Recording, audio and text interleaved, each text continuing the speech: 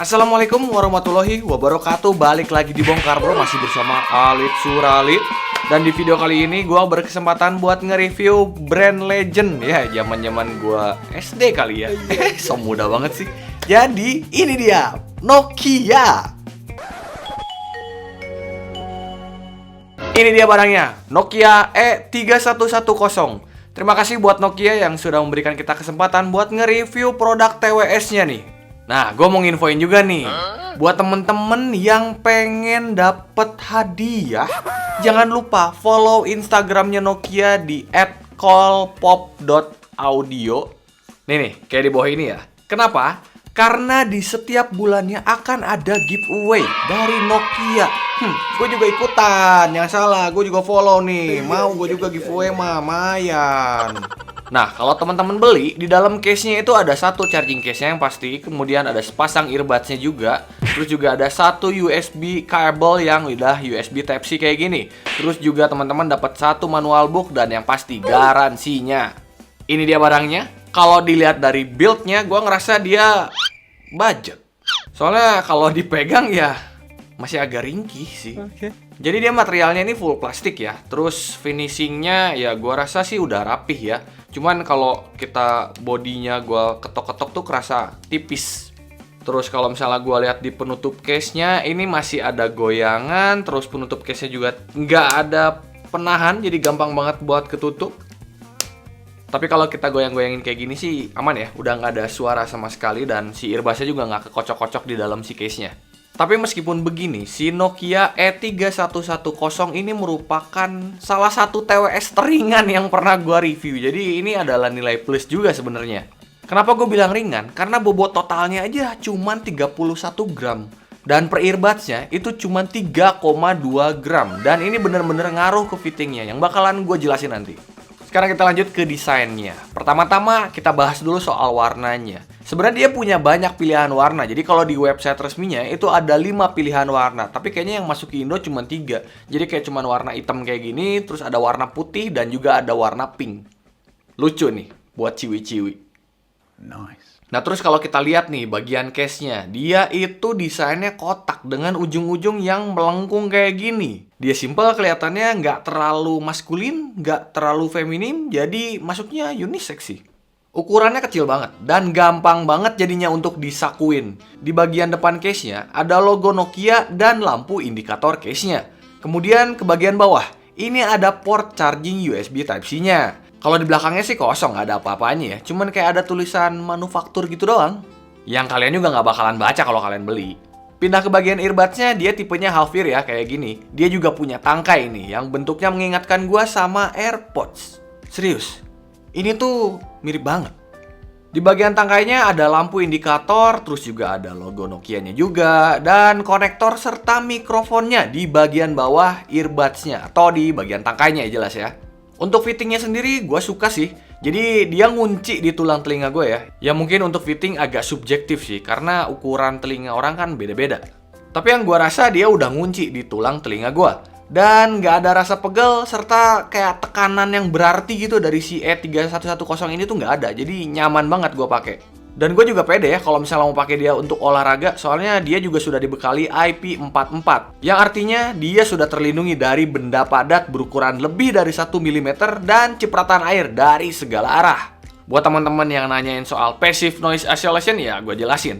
Dia kan tipenya half ear, jadi dia tidak akan sekedap yang tipenya in ear. Tuh, catat. Untuk baterainya, di case-nya ada 250 mAh dan di setiap earbuds-nya itu ada 30 mAh. Ini jadinya kecil banget menurut gue sih baterainya. Cuman ya wajar ya, karena dia desainnya compact, bentuknya kecil kayak begini ya, baterainya kecil, it's okay. Earbuds-nya diklaim punya playtime sampai 4 jam. Tapi setelah gue tes, gue dapat lebih. Dia sampai 5 jam dengan volume justru sampai 90%. Jadi bayangin ya, kalau misalnya teman-teman nggak sampai 90% ya, mungkin kayak let's say 80-70% ya akan lebih awet lagi. Terus kalau misalnya gua tes juga untuk teleponan, maka baterainya dari totalnya ya akan lebih boros sekitar 30-40%. Ya menurut gua sih lumayan ya jadinya dengan TWS kecil ini baterainya 5 jam gitu. Oke. Sedangkan untuk charging time-nya sendiri menurut gua agak lama ya, dengan baterainya dia yang cuma 250 mAh, dia butuh 1,5 jam. Earbuds-nya yang cuma 30 mAh juga butuh waktu 1,5 jam. Jadi kayak yang ya ini kan Type C padahal ya. Nah, terus kalau untuk lampu indikatornya ya, kalau sekarat itu si case-nya, dia lampunya warna putih dan berkedip-kedip. Tapi kalau misalnya lampunya nyala terus, warna putih, nah itu berarti baterainya full. Nah, kalau lagi dicas, lampu putihnya akan berubah menjadi warna hijau dan berkedip-kedip. Nah, dan dia akan berhenti berkedip kalau menandakan si charge-nya sudah full. Untuk pairingnya, gampang banget. Ini sih tinggal kayak buka case doang, terus teman-teman nyalain Bluetooth di handphone, ya udah tinggal search aja. Dia sudah dilengkapi dengan Bluetooth 5.1 dan gua ngerasa Bluetooth-nya koneksinya stabil. Gua nggak pernah mengalami gangguan dari si TWS-nya ke handphone gua atau dari earbuds kanan dan kirinya, itu udah aman. Cuman yang jadi pertanyaan gua adalah koneksi jarak ya, maksudnya jarak antara si TWS dengan handphone gua. Karena yang gua tahu kalau Bluetooth 5.1 ya sekitar 10 meter, ya segituan lah ya, karena 5.0 juga kan 10 meter. Tapi yang gue rasain, dia lebih pendek jaraknya daripada itu. Bahkan kepotong sekat dikit aja, suaranya udah putus-putus. Sedangkan untuk single use aman. Dia bisa dipakai kanan dan kiri, mau sebelah, mau keduanya bebas. Dan kalau misalnya dipakai salah satu, ganti kedua, itu flawless. Nggak ada jeda sama sekali, nggak ada suara voice prompt sama sekali. Lagu tuh blast terus, pokoknya enak. Dan buat teman-teman yang nanya dia bisa connect ke laptop atau enggak, bisa. Gue udah tes, aman juga. Untuk kontrolnya dia menggunakan touch sensor dan udah lengkap juga menurut gue ya. Bisa play pause, kemudian next preview track, naik turunin volume, angkat tutup atau menolak panggilan, serta bisa juga untuk voice assistant. Dan menurut gue sensitivitas si touch sensornya udah oke ya, dan wilayah atau areanya juga mudah untuk dikenali. Cuman agak sedikit sering kesentuh kalau misalnya lagi benerin si earbudsnya, jadi kayak ketep-ketep nggak sengaja. Itu sih bukan jadi hal yang big deal buat gue ya. Yang menjadi concern gue adalah perintahnya. Kenapa? Karena dia untuk menaikkan dan menurunkan volumenya itu masih harus ditahan 2 detik. Di sini bagusnya dia nggak kayak TWS-TWS kebanyakan yang ditahan ya. Jadi kayak volumenya bisa kebesaran atau volumenya bisa kekecilan, enggak. Dia tuh ketika di hold, dia turun dan naiknya tuh per step. Nah, tapi pertanyaan gue di sini satu nih. Kenapa nggak di switch aja? Maksudnya kayak itu kan turunin dan naikinnya per step. Jadinya gue kalau misalnya mau nurunin atau naikin volume pengen cepet gitu, nggak bisa, agak lama. Nah, kenapa nggak di 2 tap aja biar gue bisa cepet? Toh si holdnya jadi bisa berubah ke previous track. Itu kan nggak butuh waktu yang cepat sebenarnya kalau previous. Jadi kayak nahan, ya udah itu jadi previous. Yang volumenya di double tap. Kayaknya lebih cengli deh. Tapi itu cuman opini gue pribadi ya. Nah, kalau misalnya teman-teman gimana deh? Komen di kolom komentar ya. Untuk ketersediaan kodeknya dia cuman ada SBC dan AAC. Jadi sebenarnya ini basic sih. Jadi buat teman-teman para sahabat Android yang berharap bisa menikmati aptX ya, sayangnya dia belum ada. Sedangkan untuk latensinya gua tes buat streaming, Reels, IG, sosmed itu udah aman, delaynya udah tipis. Tapi kalau dipakai main game memang masih kerasa delaynya. Tapi biar teman-teman bisa lihat sendiri, ya mendingan teman-teman tonton deh si latency testnya.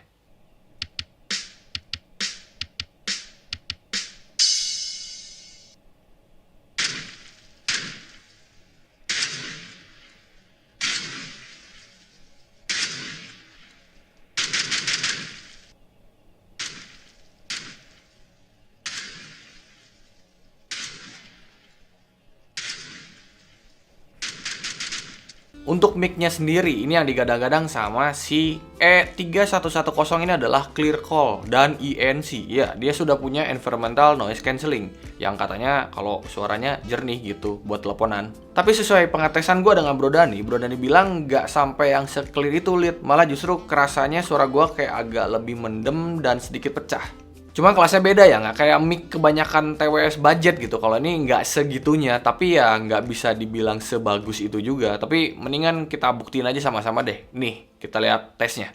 Oke, cek. 1, 2, 3, 3, 2, 1. Sekarang teman-teman mendengarkan suara mic-nya langsung dari si Nokia E3110. Gimana nih suaranya? Apakah suaranya jernih kayak klaimnya? Atau menurut teman-teman sama seperti opini gue di awal? Cek 1, 2, 3, 3, 2, 1. Tapi ini masih dalam keadaan yang sepi. Sekarang kita coba kalau misalnya ada gangguan ambient dari luar dan ngetes ANC-nya, apakah bekerja dengan baik atau tidak. Cek cek 1 2 3. 3, 2, 1. Nah, seperti inilah suara mic-nya dari Nokia E133110 ini. Tuh gue jadi belepotan ngomongnya ini kalau misalnya ada gangguan suara dari luar ya. Gue pakai speaker dari luar gini. Apakah suaranya masih jelas? Maksudnya suara gue masih jelas atau suara ambientnya masuk dan ANC-nya nggak berhasil ngeblok suara ambient? Gimana nih menurut teman-teman? Teman-teman bisa menilai sendiri ya. Cek 1, 2, 3, 3, 2, 1. Nah, sekarang kita masuk ke kualitas suaranya. Tapi untuk di awal, teman-teman denger sendiri dulu sound sampelnya. You should hear it all. I'm happy to make time for your feelings, but you have to admit I already do. Let's just break it down to you and me uptown, dancing all around till the disco ball pops. But I have to.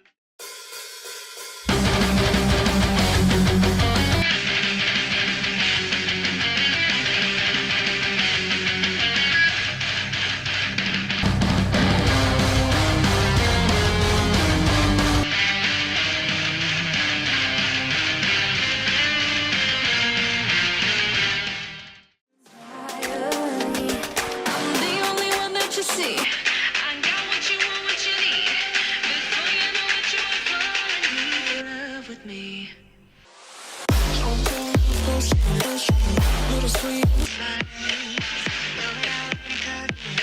Made a love potion for you. Dengan 13 mm dynamic driver, suaranya not bad. Nah, untuk power volumenya, gue ngerasain dia kecil ya. Karena gue pribadi itu harus sampai 90% untuk memuaskan nafsu dari telinga gue ya. Jadi, kebayang kecilnya kayak gimana. Cuman memang agak tricky. Kalau misalnya buat instrumen itu memang amannya di 80% yang gue rasa. Karena kalau misalnya di boost terlalu tinggi, volumenya malah jadinya pecah. Untuk bassnya, dia ada ya. Dia hadir, tapi ya kayak pop-pop gitu. Karena memang half ear itu beda deepnya sama in ear, jadi jangan pernah disamain ya. Nah, yang gua rasain bassnya si Nokia E3110 ini adalah dia nendang tapi kayak tebelnya bukan tebel ya, maksudnya kayak dia externnya tuh di bagian upper sama bodinya dia, sedangkan di si sub bassnya sendiri kayak kosong. Jadi gue ngerasa ini si bassnya dia tuh kayak lebih extend di bagian bassnya tuh ya upper sama bodinya. Nah, sedangkan si undernya nih, si lowernya, si sub bassnya itu tuh kayak yang agak kopong, agak kosong gitu, agak sepi lah. Jadi buat teman-teman bass head nih yang pengen dapet rumbling ya susah. Dan teman-teman juga yang mikir bisa dipakai buat nonton film action dengan ledakan-ledakan suara yang dahsyat, agak kurang menyenangkan jika menggunakan si Nokia E3110 ini. Artikulasi bassnya pas aja menurut gua, terus juga artikulasinya juga masih agak batuk kalau kita pakai di beat-beat yang cepet ya. Terus untuk tamparan bassnya sendiri, uppernya kerasanya kurang solid, malah cenderung kayak pecah ya. Tapi mungkin iya itu balik lagi, karena gue ngetesnya kan di 90%. Kalau gue turunin ke 80% volumenya, nggak seperti itu, tapi tetap kurang solid menurut gue. Jadi jelas ya, kalau menurut gue sih ini kurang cocok buat temen-temen bass head. Sedangkan untuk mids-nya, gue ngerasain dia masih cukup present, meskipun dia agak mundur posisinya ke belakang. Cuman nggak jauh banget mundur ke belakang, jadi masih enak kedengarannya, masih jelas kedengarannya. Tapi di mid ini gue ngerasain dia masih ada sibilan, terutama untuk di vokalnya. Sementara kalau di treble itu ada di simbal ya, jadi kayak ces gitu tuh agak panjang bututnya. Untuk detail juga ya nyumput-nyumput di belakang. Jadi teman-teman yang berharap untuk menemukan detail agak sulit untuk di si E3110 ini. Terus juga untuk instrumennya dia juga masih sama dengan vokalnya tadi ya, nggak terlalu mundur ke belakang, masih enak, masih kedengaran, cuman jadinya kerasa kayak mau balap-balapan nih gitu antara si vokal sama si instrumennya. Jadi kayak pemisahannya rapet banget, agak apa ya, kayak mau nyampur tapi enggak gitu. Ngerti kan maksudnya? Nope. Nah, untuk treble-nya gue ngerasain dia cuman hadir aja ya. Saya hadir gitu. Ya, udah cuman gitu doang. Dia nggak yang shimmering, dia nggak yang kayak sparkling gitu, enggak. Jadi kayak keluar di batas aman, ya udah. Tapi tidak memberikan peran banyak gitu menurut gue. Jadi ya kayak detail juga nggak bisa ditemuin di treble-nya. Jadi kayak yang ada aja gitu. Terus untuk soundstage-nya Gue ngerasain dia masih sempit sebenarnya, tapi karena tipikalnya dia half ear, nggak kedap, nah suaranya tuh kerasa lebih lepas ya, jadi kerasanya nggak yang sesempit itu.